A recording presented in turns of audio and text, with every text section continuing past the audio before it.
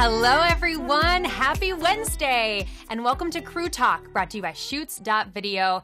I'm your host tonight, Sarah Morantz, and I've missed you guys because I've been out for a few weeks. I got married 2 weekends ago, and then it was Thanksgiving and all that fun stuff, but the wedding was great, but I'm very glad to be back with all of you today.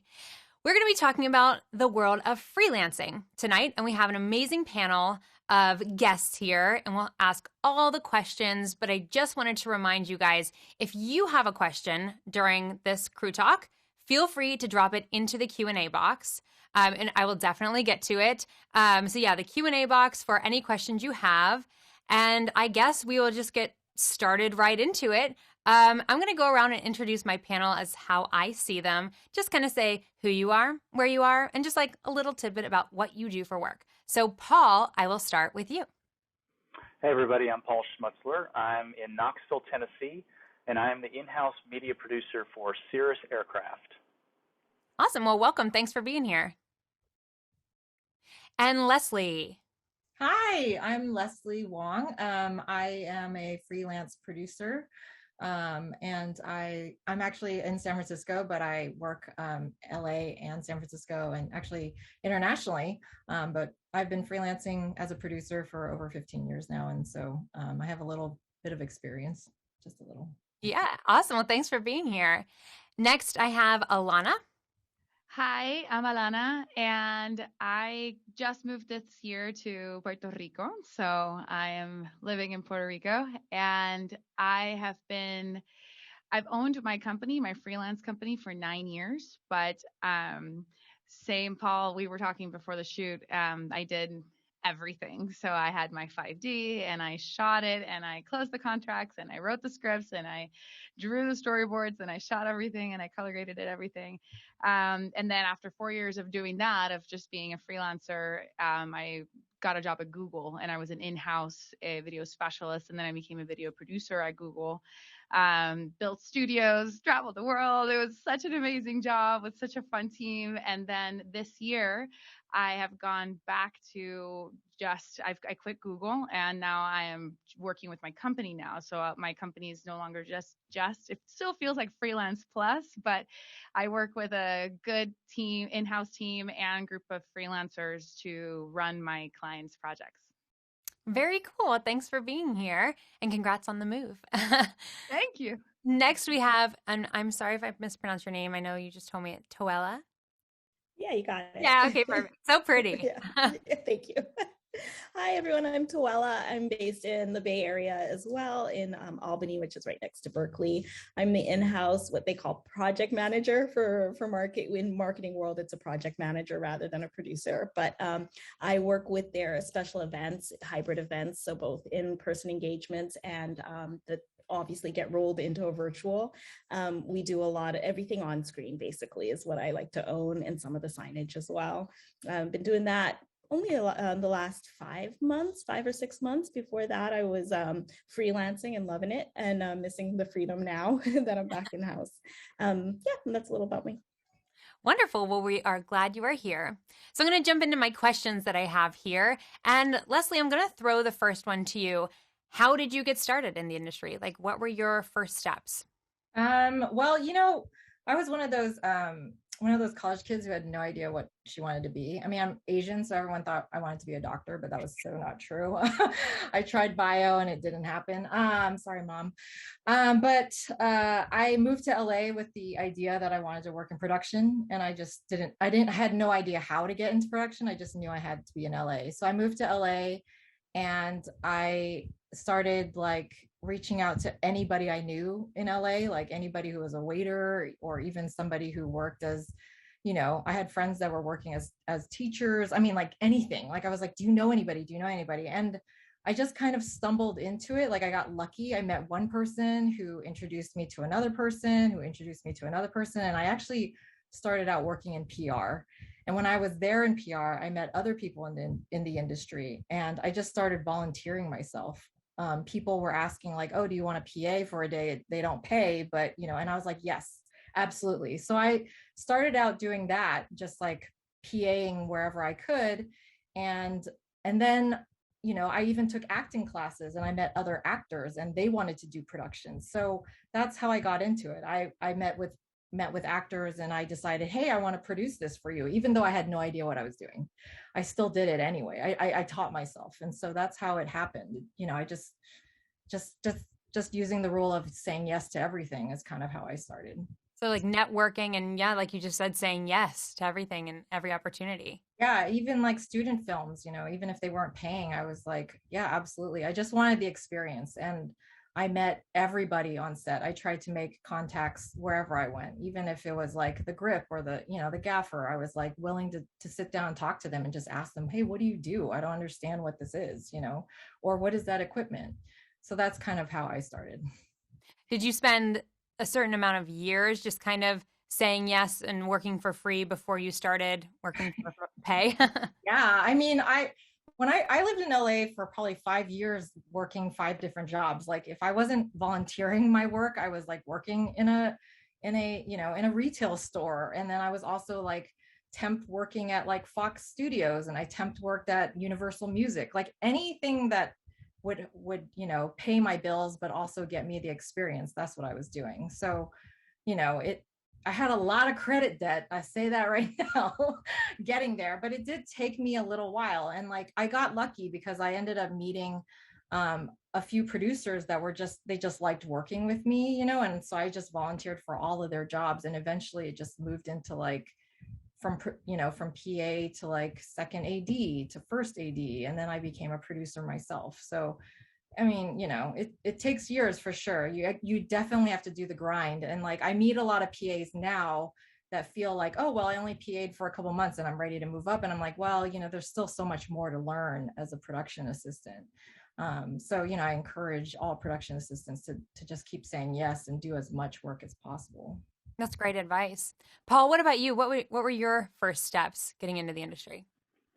Yeah, so I was a fortunate person who right away, as soon as I went out of high school, went straight to college, knew exactly what I wanted to do. I did a 4-year degree in cinema and video production and never looked back.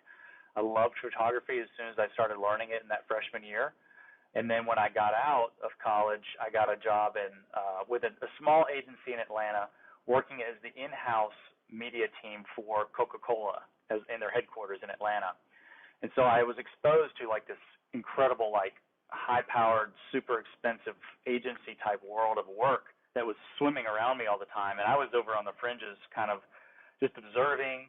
And I was essentially a project coordinator, project manager. I learned so much there, worked with some guys that were incredibly talented behind the camera, some ladies who had tons of experience with editing. And then we had a whole replication system there as well, which at that time was VHS and Super VHS, and then we got into DVDs. And then from there, I left and got a job somehow because I knew somebody who really liked me as a producer, and I had no business being a producer on this staff. But I went from corporate, big giant corporate, straight up here to Tennessee where I am now, and started working in government. And I was working for a DOE facility here.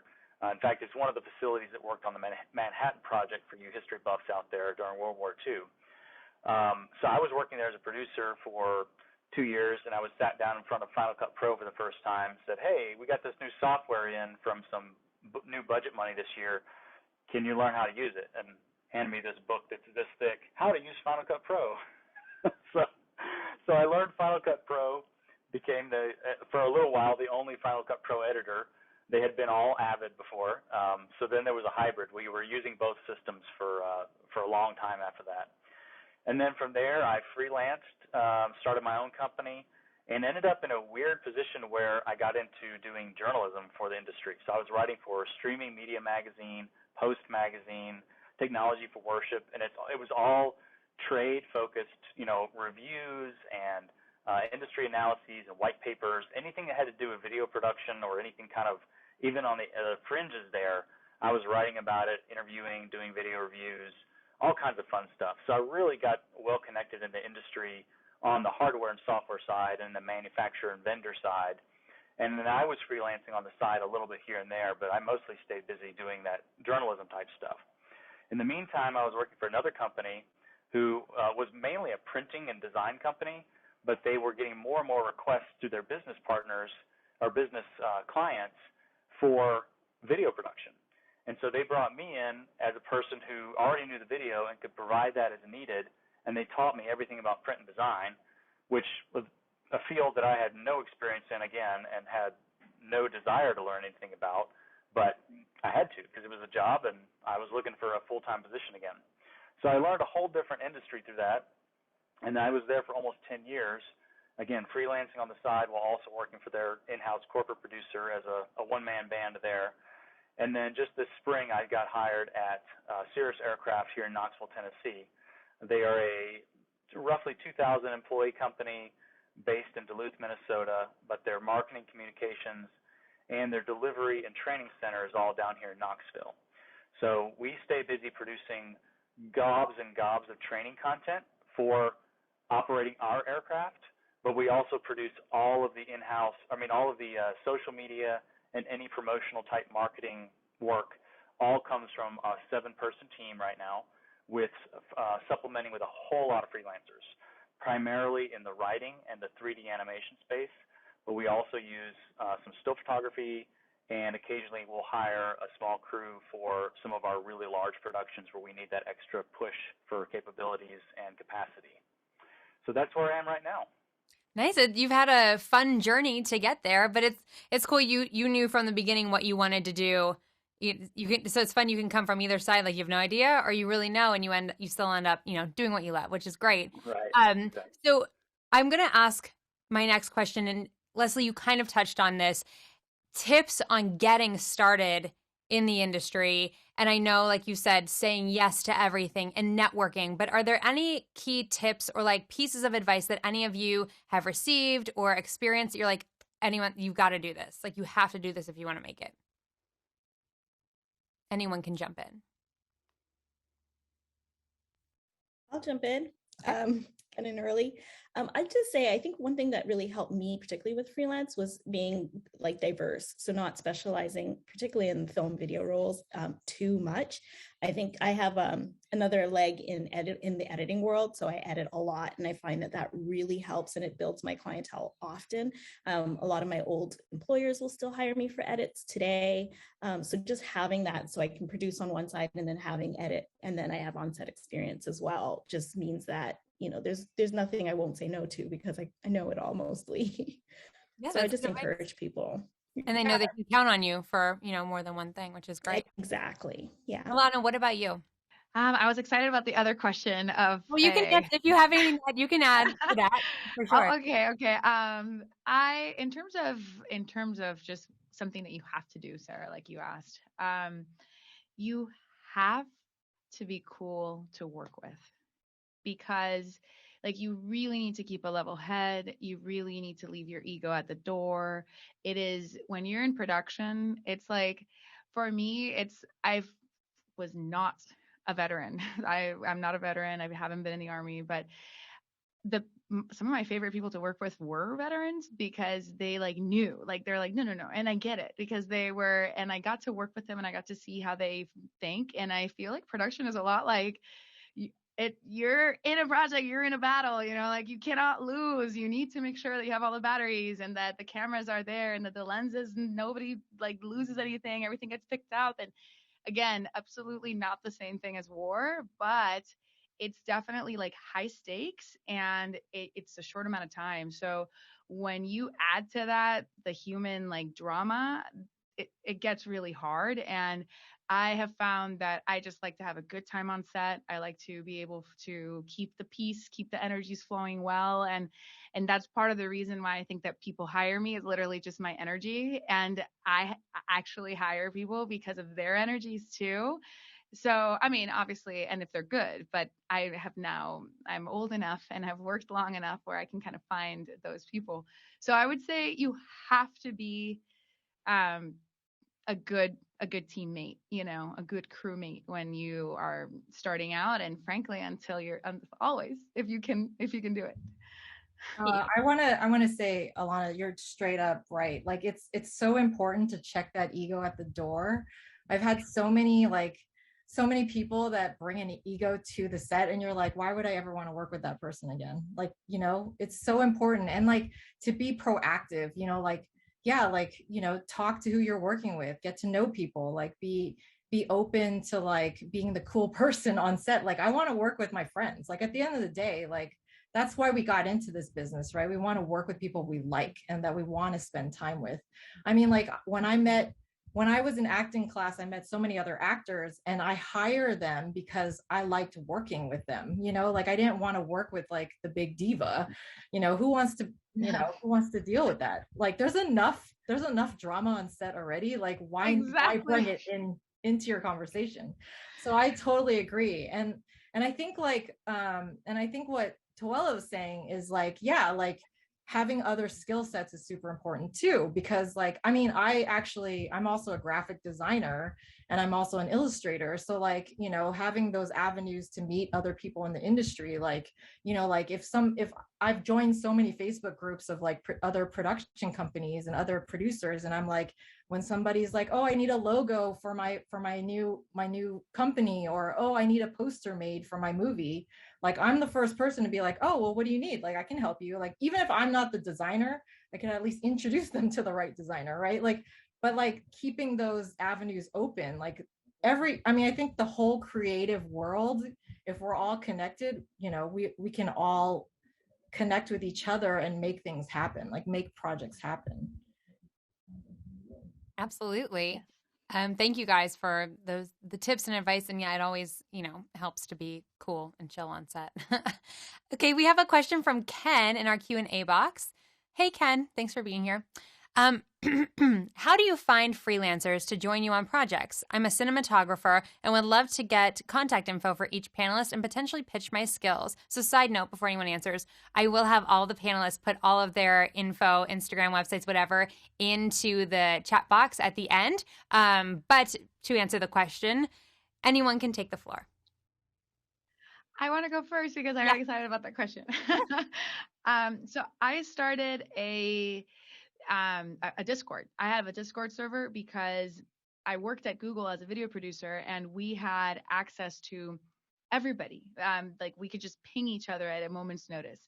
And I loved it because if I had to coordinate it, like our network of video producers around the world was so connected virtually, like so tight virtually, that even though they were in London or New York or Florida or Seattle or LA and I was in the Bay Area, but there were a bunch of different offices in the Bay Area. Like there's from San Francisco. In fact, I'm saying from San Francisco, there's probably from higher, but like there's a bunch of different offices that I worked with people with.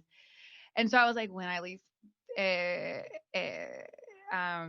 Google, I'm going to be screwed. So I'm going to need to create like my own mini like roster of people that I can connect with immediately. That isn't just like a Facebook group that has like 10,000 people, like have it be the 20 that are mine, like my very specific team. And so I started a Discord server. So I'll definitely point the link to that because we also just have conversations about the industry. The other day, like a couple months ago, I got on a voice chat and I just wanted to go over like how much should I bill a client that's asking for XYZ with the three freelancers that I would have hired, like with their companies. So and I invited anybody to join the voice channel because it's like, you know what, just listen. Let's see how much we're billing, how we're working together, how we're putting this proposal together. So really building that community of people that you want to be in contact with and staying in contact with that international community, because today more and more shoots and everything are international. So just because a producer might be in like Tennessee doesn't mean you want to connect with them because they might need somebody where you are at. And so, Paul he might know that I'm in Puerto Rico and he might be like, hey, I need somebody in Puerto Rico. And he is I'm sorry, are you in Tennessee? Did I dub that in? I think you said, yeah, Tennessee. Anyway, so I would say tap into an international community and then create your own WhatsApp groups, your own Discord servers, but like collect your favorites. And then that way, if you need like an editor at a moment's notice, you can have like I have a channel that's a job post channel, and me or anybody can post jobs on there. But then our friends it has been slowly growing, but super organically. So even though it doesn't have that many people, it has like the right people. So build that and be a part of those small, tight communities of active freelancers. Great. Does anybody want to jump into that? Yeah, I want to say that social media, as much as we love and hate it, it's actually really helpful for finding like freelancers. And I'll say even for me, like I've joined a lot of different producer groups, like Facebook groups, and like I've found a lot of my freelancers that way. And the other thing is LinkedIn. Like stay relevant by like updating your stuff, because I feel like I'll run into like I'll look on LinkedIn and I'll like Google or I'll search for cinematographers and I'll get like 5,000 of them, but I'll actually go through a large number of them and look at their websites. And I will say more often than not, I'll pass over a website that I feel is like not updated, or their reel is like 6 or 7 years too old. So I think that it's really important, like if you're looking for, looking to connect and really stay relevant, is to continue to update your stuff.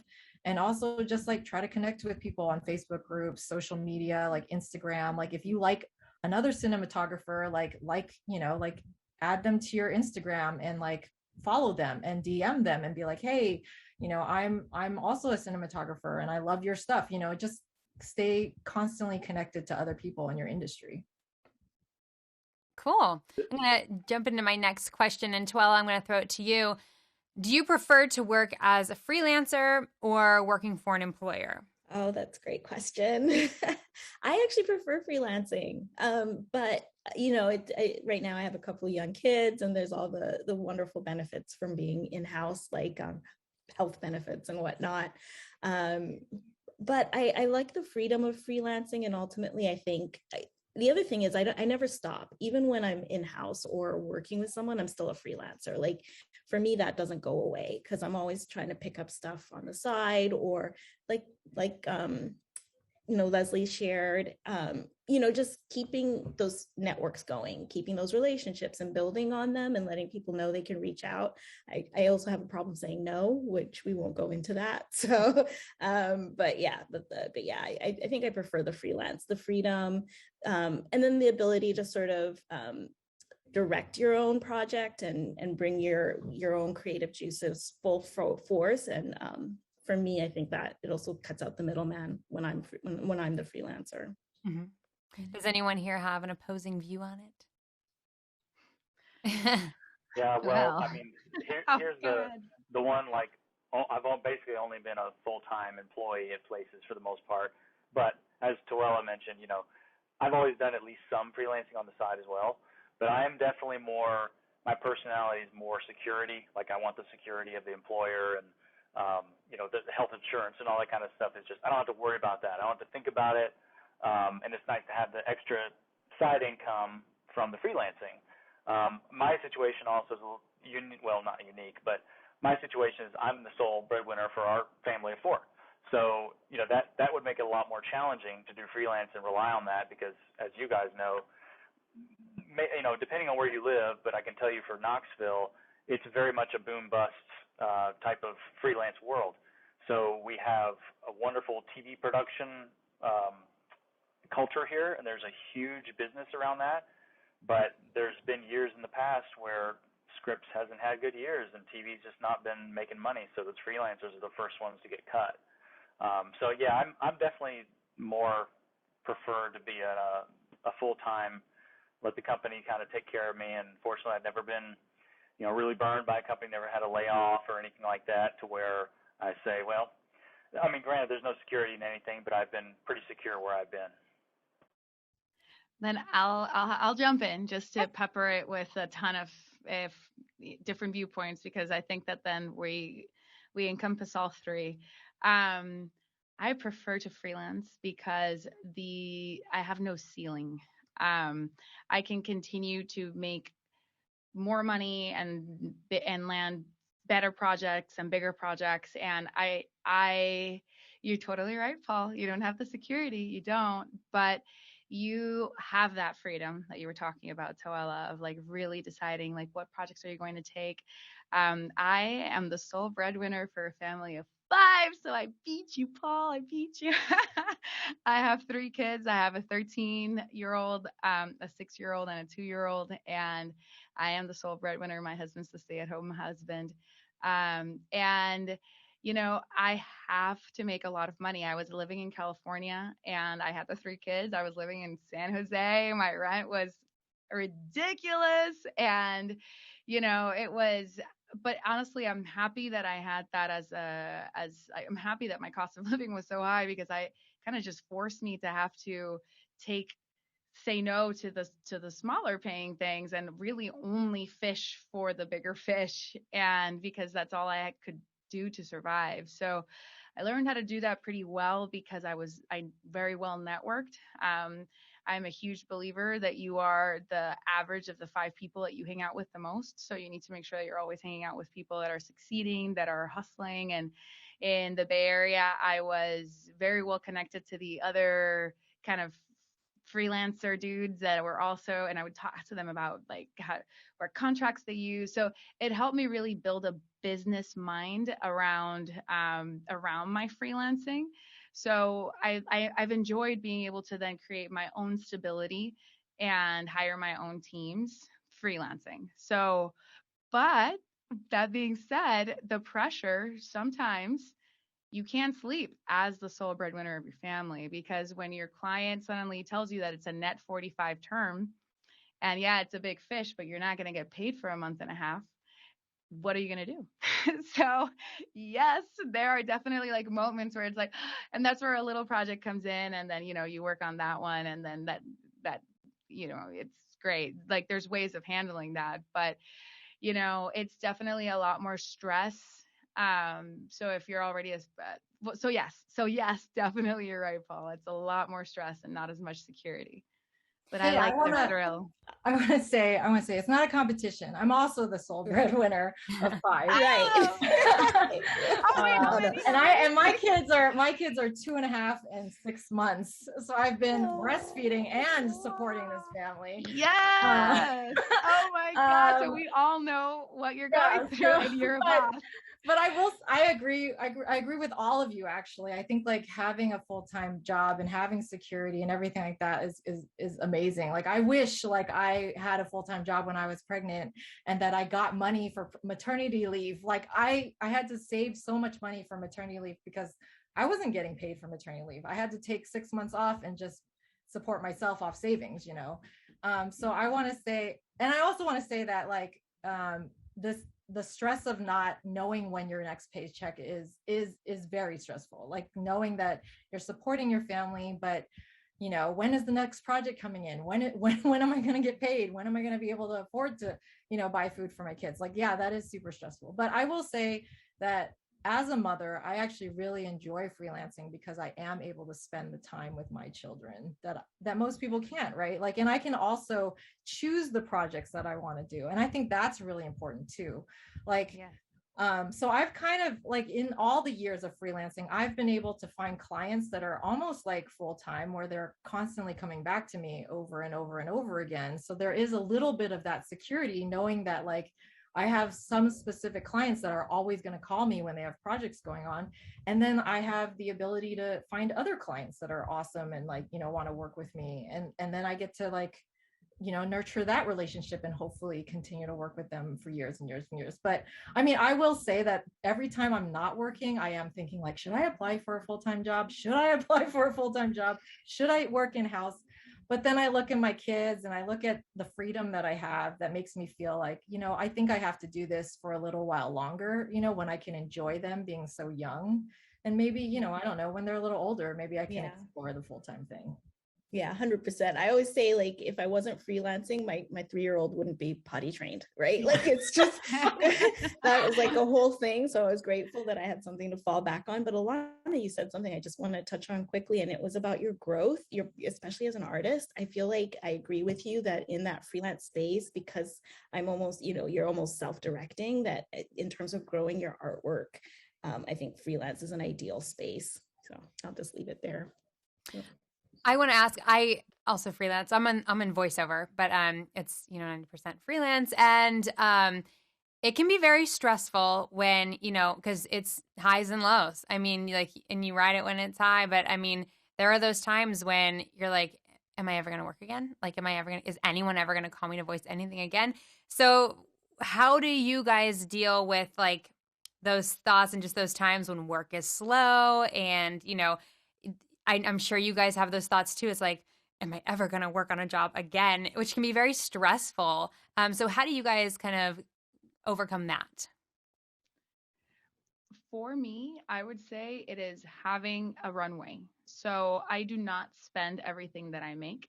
I put money aside and I set up a runway where I know that I can weather a 2 to 3 month storm. That's 100% how I operate. And it's important to be able to know that if it hits the fan, you have something to kind of hold on to. But I'm also on the Leslie camp that there is going to be a time, hopefully, that you have certain clients that are, sometimes I feel I have certain clients that I've worked with for 3 years, like every month for 3 years. We've grown together, he's seen me quit, and having these long-term clients or people that just come in frequently that you can, sometimes when I'm like, I just send an email out I would say also, actually, let me condense this down to this. It's not about the number of people in your network. It's the quality of the people in your network. You have, let's say your newsletter just has, your email newsletter just has like 40 people. If all those 40 people are executive producers that work at Amazon, at Google, at Zoom, at PayPal, and you're just like, hey guys, I have this idea for this doc that I want to work on. Does anybody have a budget for this? Like being able to, don't underestimate the power of also reaching out to people personally and just making sure that people know you as a person, because then as you build that network, and Leslie, you said it, you have to grind. It takes years. I was good at this 10 years ago, but I've now have 10 more years of people that I know. It would have been impossible to do this when I was like 25. It doesn't matter how much of a hustler I was, because now I'm a 35-year-old hustler. I've been doing it for a long time. So you get that good network of people, you have that good vibe, you stay in contact with them, you make sure that you're right, Leslie, that they see your latest stuff so that they know you're alive, and have a runway, a financial runway. Very important.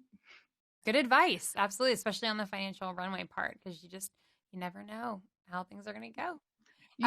For sure those dry parts are going to come, or something is going to happen in the finance department and that check hasn't arrived and the finance person changed and you changed banks. And even if it's definitely coming in and it's the same client, it's only real when the money's in the bank.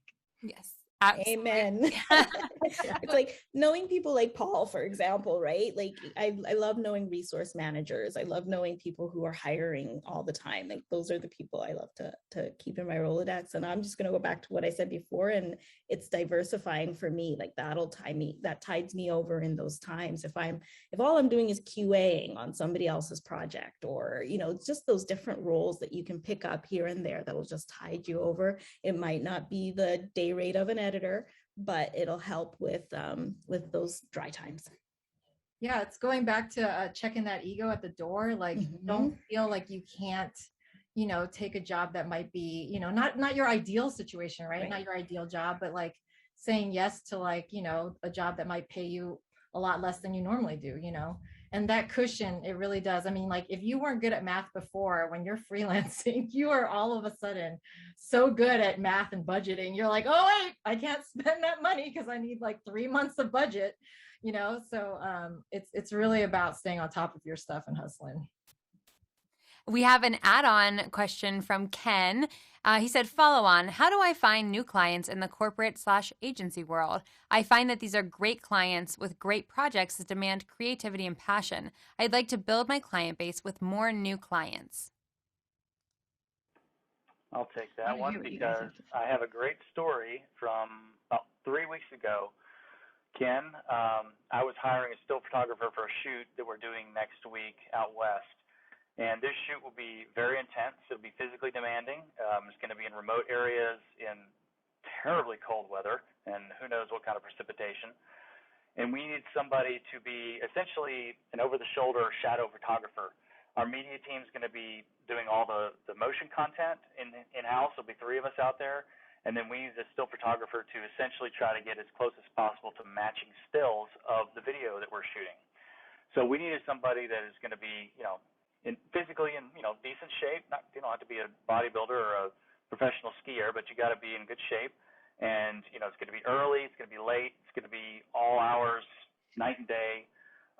You make it sound so bad, Paul. That's how you interviewed people. It's gonna be awful, man. It's gonna be all day. I just want to be clear with you before you sign on this. It's gonna suck a little bit. That's exactly right, because I'm trying to weed out the weak ones. Okay. Can you do that? Can you handle that? Okay. I interviewed 2 people. One of them is a guy we worked with before, and he's a great dude, highly, highly experienced, does fantastic work. And I got on the video call with him, just like I'm doing with you guys right now, and I kind of went over the plan with him. I was really enthusiastic, excited. It's an exciting, huge project we're going to get to do. And I was like, hey, let me tell you all about it. What do you think? And he was kind of like, yeah, it sounds good. Mm-hmm. And that was as much enthusiasm as he had. So I said, well, let me try this other guy that somebody else had worked with in the past. So I get on a call with him. And he's like, oh, that sounds amazing. This is exactly the kind of project I've been looking for. This is you guys, your product is incredible. Blah, blah. I mean, just went on and on and on. And then he sends me all these samples after we talked of, here's some similar work. I know I haven't done exactly what you're looking for, but this is some close stuff. And then he talked about what he loved about it and why it was, he felt like it was relevant to what I was looking for. Guess which one got hired, guys? Photographer B, the one we've never used before. Because this guy just came to it with what you said, Ken, enthusiasm and creativity, or passion and creativity. And that was really what sold him on this job. Now, we'll see how next week goes, and maybe I'll report back and say it was a disaster. Who knows? But no, I expect it'll be an awesome success. And that was the key difference. They were literally the same price, too. When they both bid the job, they were within about $10 of each other. So there was no difference other than who do we feel like is going to be a better fit, and who do we, seem to be connecting better with. You need that passion behind anything you do. You need to have that passion and excitement. Paul, what are some other things you look for when you're hiring, or like things that are red flags? Like what would be a red flag that you're like, I'm absolutely not working with that person? Anybody that is really hard-nosed on software or technologies. So, for example, we hire a lot of 3D and 2D animators, script writers, which that wouldn't be relevant there. Well, actually it is. I shouldn't say that. If they say, I only work in, 3ds Max or Maya or whatever, then we're going to say, well, we use Cinema 4D and Redshift. You're going to need to learn that. And if that's an issue for them, then sorry. For the writers and for other collaborators, we use Google Drive for all the file transfer. All of our scripts are in there, and they're all, accessible at all times to anyone. We all comment and edit, together collaboratively on that. If they're going to be a pain in the butt over, I don't want to use this Google account, or I don't like using this, I prefer to have email documents or whatever, I'm sorry, you have to adapt to the way, if it's a big company like ours, we have systems in place. We're not going to change them for one freelancer, no matter how good you are, no matter how enthusiastic you are. So you've got to be able to be flexible in those things. It's one thing to nudge a little. You can say, hey, have you ever tried this? I really find good success with it. Consider it. We're open to that. We need to hear stuff like that because we're a lot of times with our blinders on because we've just been doing it that way for so long. We don't need to change because everybody's in that ecosystem and we're good to go. But there are times where we may miss something that's right over here next to us that might be a perfect fit. That's actually part of my role, too, with our in-house media team is I'm kind of our technology evangelist. So I'm always looking for hey, is this working really, really, really well for us, or is there some ways we can improve it? And then I might go to that network of our freelancers and say, hey, your other clients that you're working with, what are they using? What are they recommending? What do you find is working better? And they can tell me about a platform I've never heard of that may be a perfect fit for us. Awesome. We have a question coming in from John. Hey, John. He said, I'm learning to become a digital video colorist and plan on offering my services in months to come. How do you suggest offering my services, and what do you look for when hiring a colorist, such as a reel, website setup, social media? Is offering free color on a project at first to get your foot in the door a good or bad idea? Wants to take it. We're both like, Well, I'll go first. I'll say I don't think it's a bad idea to offer free color. I think it's actually I don't want to say you have to, and I also don't want to say you have to offer free color. I think it's cool to like say, hey, you know, I'd really love to do this for you at a lower price or something like that, just to get your foot in the door. I mean, there's like definitely there's definitely a lot of colorists out there right now, and there's a lot of competition. So like I would definitely have a reel. I don't think you need a website, but at least a reel. A cool social media presence is awesome too, you know, if you can post some of your own work. But samples is what's going to get you the work. I don't really, you know, I don't, at the end of the day, like, you know, like obviously if you're cheaper than the next guy, that's great, but that doesn't matter to me as much as your work, you know, like I want to see good color, a good reel. And then like, you know, if you're $100 an hour to like $300 an hour, it doesn't matter to me as long as you have like good samples to show me. That's what I think. I agree. We all want to look good. So, you know, you hire a good colorist, your shit looks much better. So yeah, yes, super important. Definitely having good work is super important. You know, everybody has their own story. So always when you listen to people like what I'm about to tell you, just know that I had to do what I had to do. So I became pregnant when I was 20, and I had to make money while my boyfriend, now husband, went to college. So I had to make money. I had to pay for birth classes. I had to pay for food. You know, I had to pay for everything. So I couldn't say yes to free work. I just had to make money. That's why I was working, because I needed the cash. Otherwise, I wouldn't be working, you know? So I definitely had to make money. So I never took free work. I still don't. I will do things at a discount, Leslie. Yes. Some things at a discount, because I do think that you want to have all of the, especially when depends on the clients, right? Because if it's just your buddy that, you know, is looking for a colorist and, you know, he has a really tiny budget or she has a really tiny budget for their film. Yeah, maybe you do that for free. Yeah, maybe it's like a great project and you do that for free. So it's not like don't do free projects, but if you really need to make money, like if you really actually have to bring in cash every month, I would say don't do free work, because you want to set up those finance lines very quickly with your clients. You want to send them your direct deposit information. And when I hire freelancers and when I hire companies, I prefer to hire people that I've already have on QuickBooks set up, that I already have like ready to go.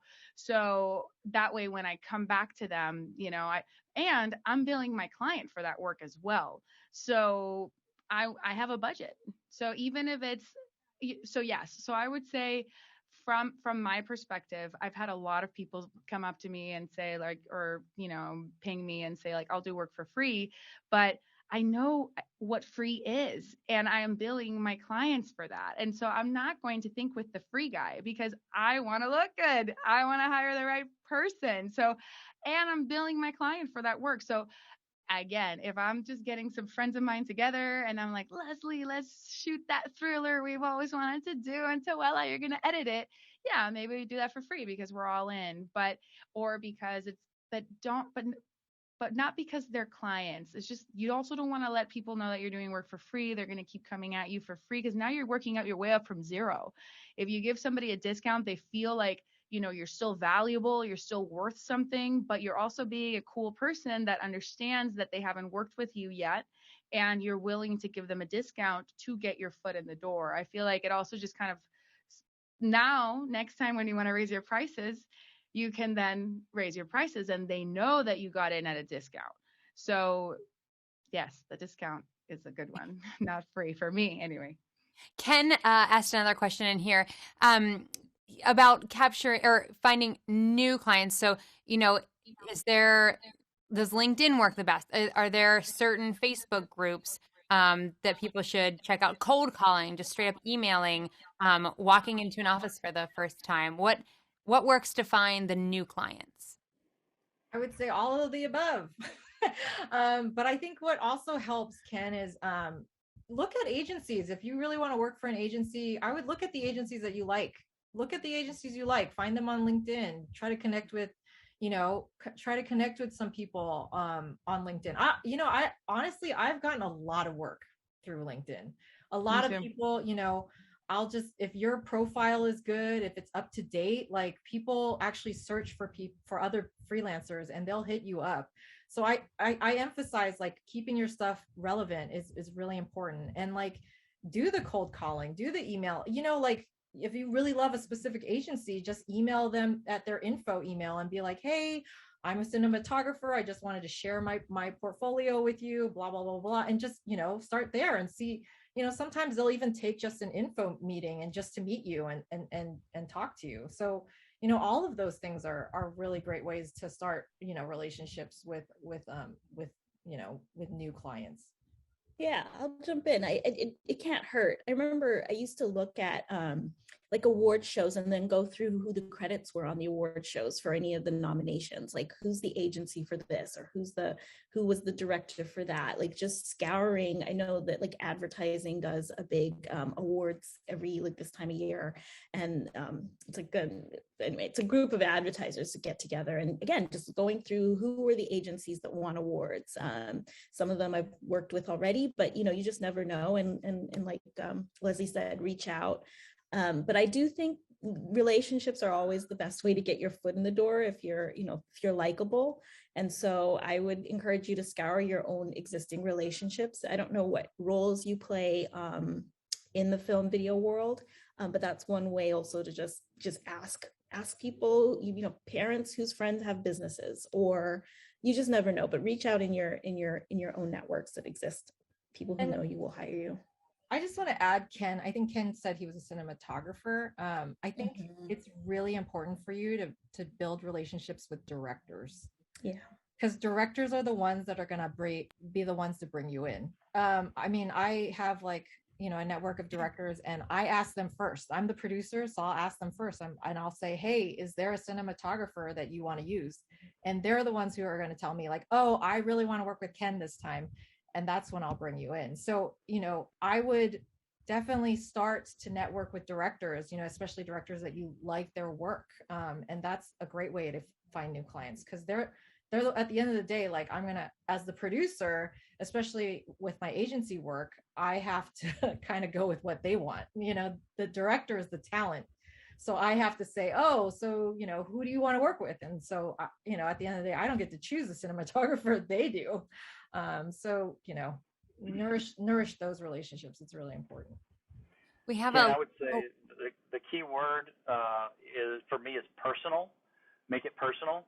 I will accept most LinkedIn connection requests, even if I'm not sure who you are, if you seem somehow relevant to my work. So if you were to send me a LinkedIn request, which I expect I'll get after this, I would probably accept it. What you do with that connection afterwards makes a big impact on me. If you immediately blast me with a form message, essentially, with a whole bunch of stuff, probably not going to get very far with me. But if it's clear to me that you've tailored a message for me and you've said, you mentioned maybe a specific project, like you go to Cirrus Aircraft's YouTube channel and you watch a couple of projects and you say, wow, that most recent one you guys did about the launch of the new jet back in the summer, that was incredible. Who is your voiceover artist? Something that really makes it clear to me that you're actually seriously interested in me and my company and what we're doing, not just a guy looking for work. The same thing goes for an email. You can email me, sure, but don't add me to your constant contact list. I don't want to get your subscriptions. Also, we're a mobile phone only company, so like I just have a cell phone. I don't have a desk phone, so there's not like a tree to get to me. There's no barrier. So if you somehow got my cell phone number and you just called me, then you're likely going to talk to me. I mean, like I will likely answer and talk to you. So if you were to do something like that, a cold call, a literal cold call, you'd probably get me, and just be prepared in that same way. Make it personal. Like, tell me who you are, get to the point. You don't need to flatter me. Just tell me why you're calling, and just tell me, hey, I don't know if you have anything relevant, but I like your work. I think I could do some stuff that might be helpful to you, and here's how I could maybe fit in. So yeah, just making it personal and making sure you've done your research. The more general blasts to as many people as possible just make zero impact on me. I get so many of those, and they just go right into the junk or get just deleted. We have a question from William, and he said, when you get jobs off of LinkedIn, how often do you post and what do you post? So I guess he's asking, like, how often are you posting new work or updates or things like that? I'm going to jump in there. I worked in the social media team, and my company focused on social media and just like Toella, just like you said, multimedia, graphics, illustrations, GIFs, videos. I mean, basically all of the carousels for LinkedIn. I mean, everything that our clients needed from a multimedia perspective, we were producing. So for my 9 to 5, I was so like knowing about all the latest algorithms, knowing every time YouTube changed something. I mean, I was so plugged in that. And then 2020 happened, and I feel like the lockdown, and I was in San Jose at the time, and like BLM, and you know how Instagram got weird, like it was just like, just felt like you couldn't really be happy on Instagram, like you had to really like tone it down, and nobody was supposed to be with each other. So nobody was taking pictures of hanging out with friends. You just saw like 5 cups at a table, like it was just so awkward. And I kind of got off social media in a way. I turned my Instagram private. Like I just felt like it was a time it was not, thankfully though, I had my clients and I had my repeat work that I didn't really need to post often. And then I realized how much time I was wasting posting, thinking that it was important to do it daily, and because I knew all the algorithms and I read all the stuff, and that's what I was telling my clients, that they needed to post X amount of days at these times, and we needed to follow the waves, and like, oh my God, so many applications and so many things of like the right time to post.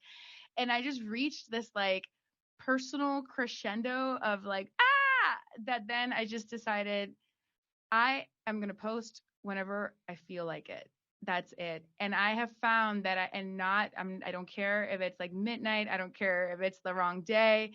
I do not care, because I more care that when Leslie or Tawella or Sarah or Paul or any of you come to my page, when you see what I have posted, I rather those things now be things of substance than just, that's like all the stuff that happened. And yes, for companies and for other people that need to stay top of mind and relevant. And I have clients that I would not like, that we have to be on Twitter every day. So it's like, of course, we're going to create daily content. But for you individually, don't overestimate social media. It's like important, but you don't really need to be on it all the time. Make sure you're not spending like an hour a day writing some stuff for LinkedIn, because I was. And how many clients really came in the door, and do you have enough money coming in already? Is it better to just send a personal ping to somebody than like some testament on LinkedIn every day? And I feel like it's a little draining to have to come up with yourself as like, what you're going to post. So I would say I've gone through a huge social media transformation, because I was in Silicon Valley at the beginning of Facebook and Instagram from the beginning. So I got to a point where now I'm like, but my entire network is on social media, my entire family, my life, my contacts. So I've come full circle to where now I am actually posting a little bit more frequently. But frequently as in maybe once a week. Maybe if I skip a week, I don't feel bad. Don't overestimate it. Just stay relevant. If you don't have anything good to say, don't waste your time. Don't say anything. That's very, very good advice. Make it meaningful and personal to you. Don't just post to post. No, that is good. I agree. I update more like based on just jobs and things that have come in my way. So when there's something like Alana's saying relevant, or every once in a while when I want to do something creative for myself, then I'll post around that. But it's very much organically built up and driven. I thought about it, trying to keep up with it, and I was like, this is a full-time job, and people actually hire us to do this for them. So I'm not, doing it for myself. Like you said, it's a full-time job. Yeah. So I know we're getting close to the hour, but we do have another question that just came in from Dominic. Hey, Dominic. He said, "My name is Dominic. I'm a PA for crew, and my question is, can a PA learn on set from other crew positions on set while doing PA work? I heard people saying that, and I was wondering if this is possible." Yes, it is possible. You learn Dominic. from everybody. Yeah, totally. And I encourage it. I encourage, like, even if you're, obviously don't neglect your job, but like, during your lunch hour, or like, if there's like some downtime and you see like the grips and gaff need somebody to help them move lights or whatever, or like help with like, wrapping up, like introduce yourself and say, "Hey, I'm available right now. Do you mind if I help you? Do you mind if, you teach me what these specific equipment pieces are, so I can understand what you're doing?" Like I totally encourage PAs to like explore every option. I mean, and even in your PA work, like try to find like things that you like to do. If you want to be a crafty, then like work closer to the crafty table. If you want to be a grip, like, definitely work closer to the electric department. Like make yourself available and like continue to ask questions. And like I mean, there are definitely PAs in my network that are specifically like, I know, like, oh, I know to hire this guy for, to be on the electric department because he's great. He knows the equipment, and oh, I should hire this guy because he's great at doing runs. I mean, it's totally true. There's PAs out there that are good at doing runs, like, and then there's PAs that you totally absolutely trust to like, pick up the equipment and not bang it up, or, get it locked in the truck. And then you have to go buy a metal cutter to, that didn't happen. But, stuff like that. I feel something there when you say that. Oh my God, I have stories. But yeah, like, it's as a PA, I feel like starting out, you have the opportunity to learn everything, and you should, and like figure out what it is that you really love to do and continue to push yourself to be that PA. If you like art department, volunteer to PA for the art department and just learn as much as you can, Awesome. Well, we are about to wrap this crew talk, and this hour went so fast. But I just wanted to have each of you go around and again promote any like social media or website if you want people to be able to get in contact with you. If you want to just go around and say that, and also you can type it in our chat box for everybody to find too. So Paul, I will start with you. Sure. You can find me on LinkedIn. That's pretty much the extent of my social media. Paul Schmutzler, it should be showing, I think, but I'll put it in the chat as well. I'm also on Twitter, but I'm reconsidering that slowly. But I am the Schmutzler on Twitter, THE Schmutzler last name. And if you'd like to email me, it's just pschmutzler@cirrusaircraft.com. Very easy. But you can certainly just use LinkedIn if that's simpler too. Awesome. Well, thank you for being here, and good luck on that terrible sounding shoot you're going on next week. Leslie. Yeah, I mean, I think the best way is LinkedIn for me as well. I mean, you guys can email me. My email is Leslie@Amaya Creative, and Amaya is spelled AMAYA creative.com. But LinkedIn is generally the best to get in contact with me as well. And I just put it in the chat. It's Leslie Wong 1. So it's Leslie Wong 1, LinkedIn.com, Leslie Wong 1, the number 1. Yeah. So I hope to hear from you guys. I mean, I love networking, and I love meeting new talent. So please feel free to reach out if you guys want to, connect. Awesome. Well, thank you for being here, Leslie. Thank you. Thank you for having me. Of course. Alana. Well, thank you for having me. This was great, and I'm really happy to meet all of you as well. So this was good. I hope I see that not a lot of people dropped off, so we must have been pretty engaging. I put in my Discord and my LinkedIn in there. I agree. I'd rather connect on LinkedIn and Discord.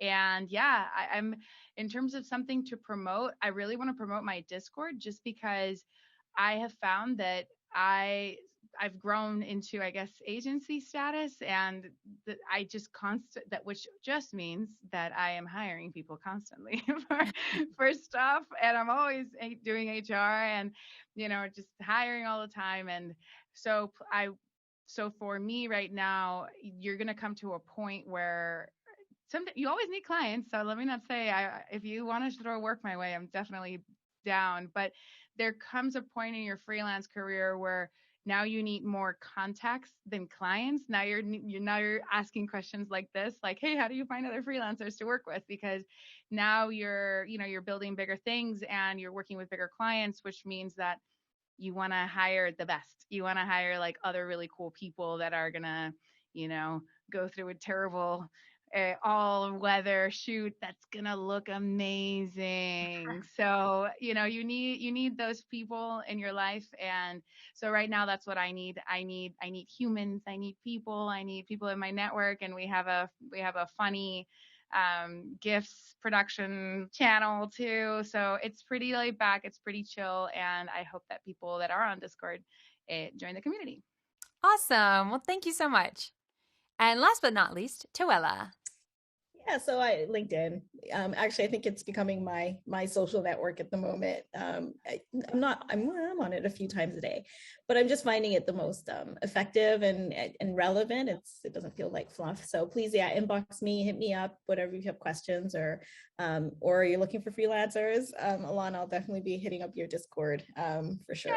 Because it's all about the relationships, and it's been just a pleasure meeting with you guys and chatting. Well, thank you all, the four of you, for being here today. And good luck with all of the projects you have lined up.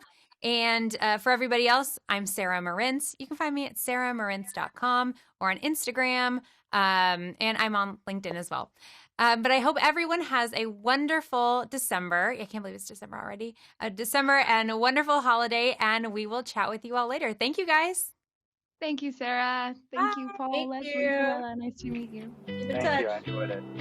You might be looking at Shoot Stop Video and thinking, so how does this all work? Is this about A, setting up the whole crew for me?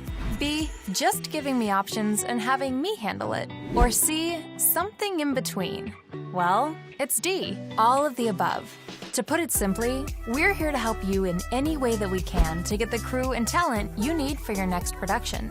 We believe that every level of video production can benefit from a well-maintained list of qualified crew members for every position. This goes for pre-pro, on-set, and for post. Every project is different, so if you need a producer to help manage the decision-making process, then we can totally do that. If you're already a producer and want to build your own crew from scratch, then go for it. We're here to make your next production a success. And if you are crew or talent looking for producers that want you, then you've come to the right place. Sign up now, and also leave a referral for any solid people that you know that are already on here. Thank you for considering Shoot Stop Video, and happy shooting!